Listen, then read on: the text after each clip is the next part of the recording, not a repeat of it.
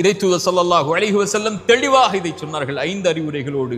இந்த 5ற்கு முன்னால் 5ஐ பயன்படுத்திக் கொள்ளுங்கள். 1, உனக்கு வயோதிகம் வருவதற்கு முன்னால் வாலிபத்தை பயன்படுத்திக் கொள். வாலிபத்தை வீணாக்கினால் கண்மூடி முடிப்பதற்கு முன்னால் வயோதிகம் வந்துவிடும். அப்போது வாலிபத்தில் செய்ய வேண்டும் என்று நினைப்பதை நினைப்பாய், செய்ய முடியாது.